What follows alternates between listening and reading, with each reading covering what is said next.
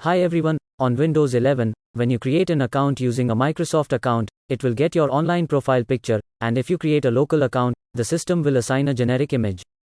If you prefer to display a different image, you can change the Windows 11 account picture to anything you want to make the experience a little more personal. In this video, you will learn the steps to change the picture for your Windows 11 account.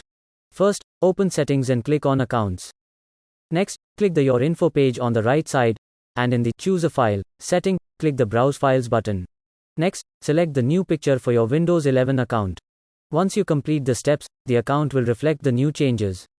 If you're watching my video for the first time, please make sure to grab the subscribe button to get the thumbs up and turn on your notifications, so you never miss an update.